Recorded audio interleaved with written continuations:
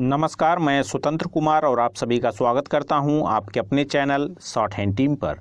तो दोस्तों, आज के इस वीडियो में जनसत्ता के संपादकीय से 554 शब्दों के डिक्टेशन को हम लोग लेने वाले हैं। इसे हम दो अलग अलग स्पीड में लेंगे।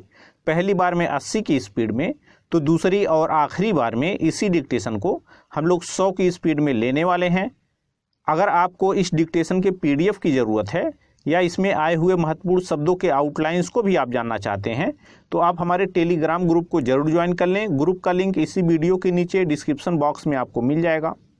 तो 80 की स्पीड में आपका डिक्टेशन स्टार्ट होगा 5 सेकंड के बाद। तब तक के लिए आप रेडी रहें।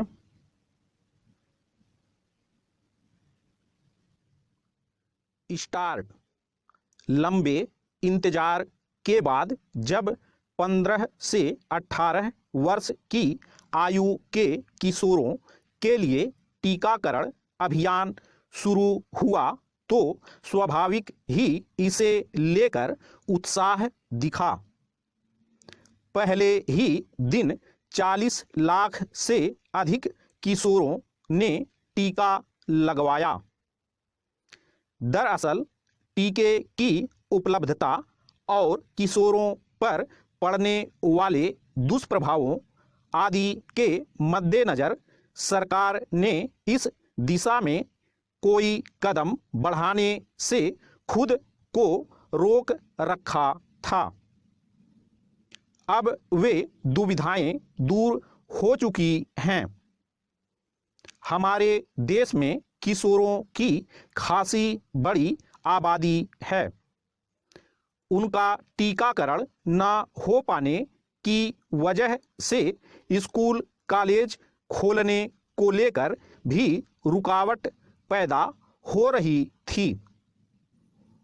अभिभावक इस बात से सशंकित थे कि बच्चों को स्कूल भेजें तो संक्रमण का खतरा बना रहेगा। ऐसा कई जगहों पर हुआ भी। जब स्कूल कॉलेज खोले गए और बच्चे वहां गए तो बड़ी संख्या में संक्रमित हो गए। फिर स्कूल बंद करने पड़े। पिछले 2 साल से स्कूल कॉलेज बंद रखने या आंशिक रूप से खोलने का नतीजा यह हुआ है कि बच्चों के सीखने की क्षमता पर बुरा प्रभाव पड़ा है। खासकर बोर्ड परीक्षाओं को लेकर फैसला करने में अड़चन आ रही थी।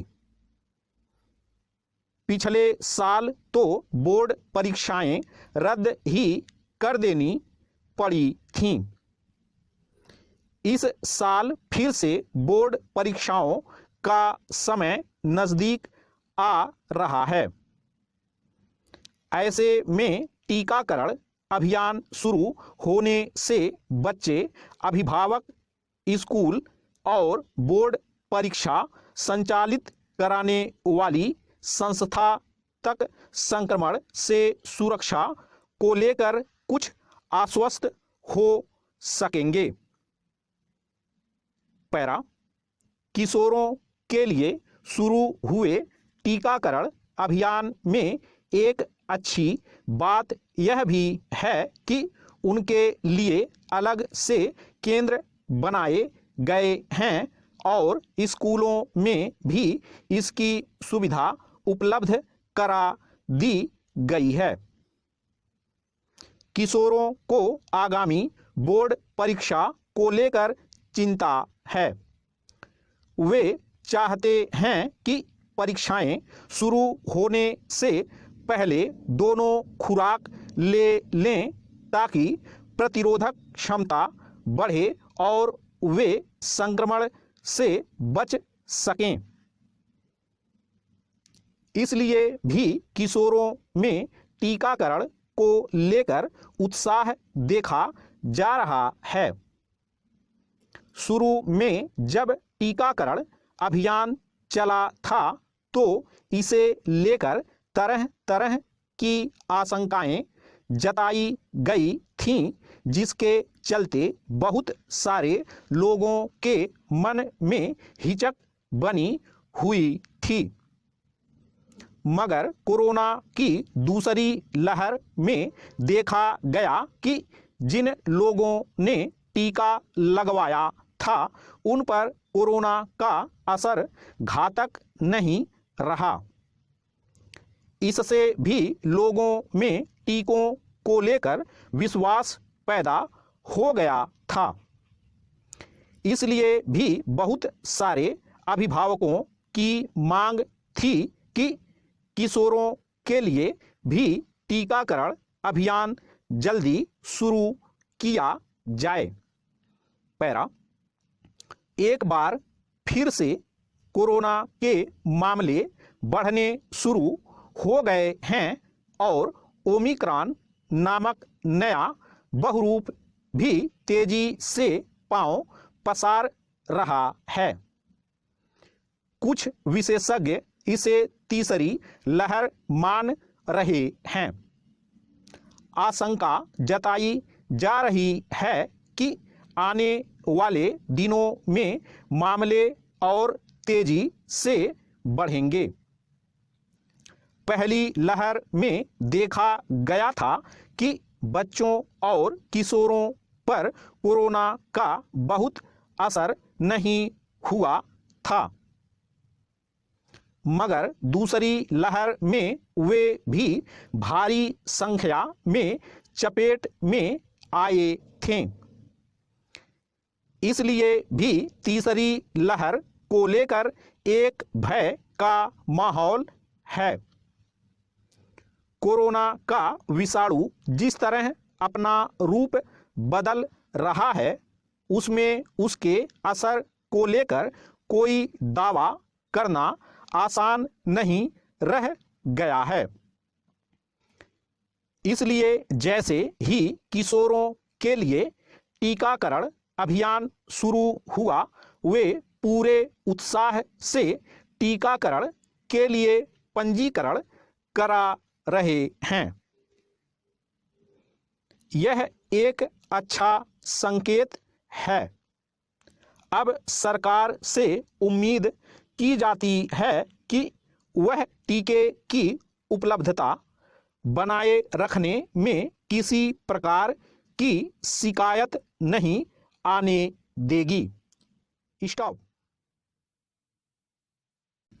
दोस्तों, इसी डिक्टेशन को दूसरी बार में हम लोग 100 की स्पीड में लेंगे और आपका समय स्टार्ट होगा 5 सेकंड के बाद। तब तक के लिए आप रेडी रहें।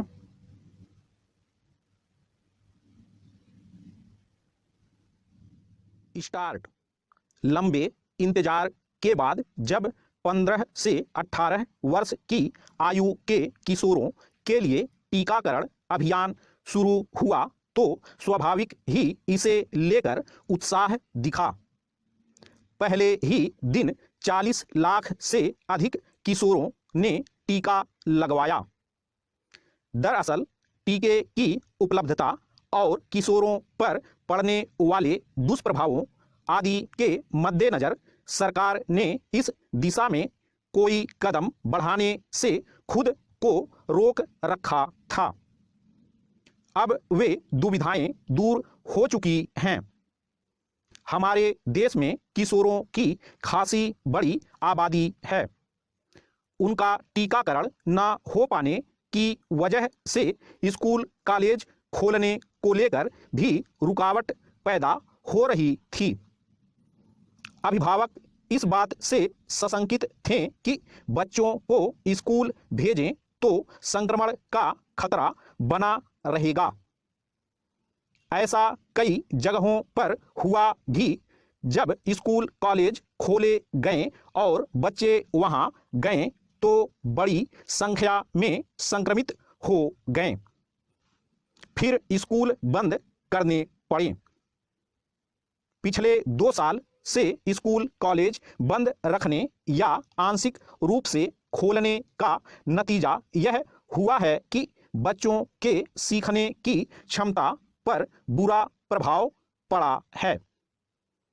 खासकर बोर्ड परीक्षाओं को लेकर फैसला करने में अड़चन आ रही थी। पिछले साल तो बोर्ड परीक्षाएं रद्द ही कर देनी पड़ी थीं।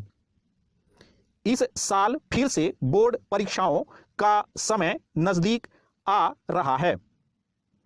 ऐसे में टीकाकरण अभियान शुरू होने से बच्चे, अभिभावक, स्कूल और बोर्ड परीक्षा संचालित कराने वाली संस्था तक संक्रमण से सुरक्षा को लेकर कुछ आश्वस्त हो सकेंगे।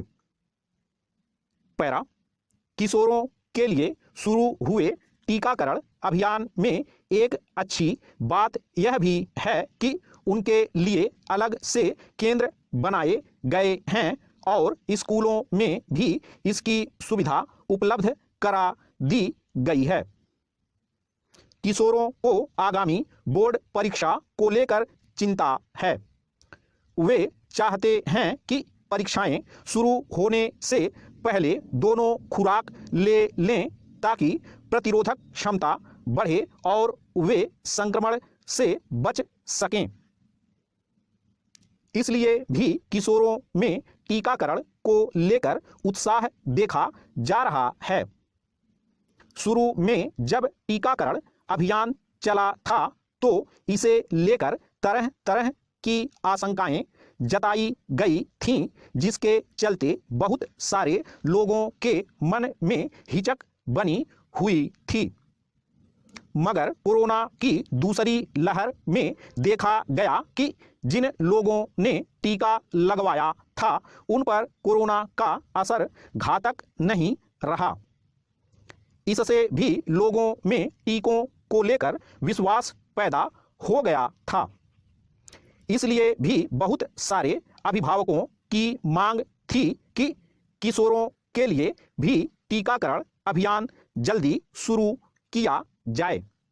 पैरा, एक बार फिर से कोरोना के मामले बढ़ने शुरू हो गए हैं और ओमिक्रॉन नामक नया बहुरूप भी तेजी से पांव पसार रहा है। कुछ विशेषज्ञ इसे तीसरी लहर मान रहे हैं। आशंका जताई जा रही है कि आने वाले दिनों में मामले और तेजी से बढ़ेंगे। पहली लहर में देखा गया था कि बच्चों और किशोरों पर कोरोना का बहुत असर नहीं हुआ था, मगर दूसरी लहर में वे भी भारी संख्या में चपेट में आए थे। इसलिए भी तीसरी लहर को लेकर एक भय का माहौल है। कोरोना का विषाणु जिस तरह अपना रूप बदल रहा है उसमें उसके असर को लेकर कोई दावा करना आसान नहीं रह गया है। इसलिए जैसे ही किशोरों के लिए टीकाकरण अभियान शुरू हुआ, वे पूरे उत्साह से टीकाकरण के लिए पंजीकरण करा रहे हैं। यह एक अच्छा संकेत है। अब सरकार से उम्मीद की जाती है कि वह टीके की उपलब्धता बनाए रखने में किसी प्रकार की शिकायत नहीं आने देगी। स्टॉप।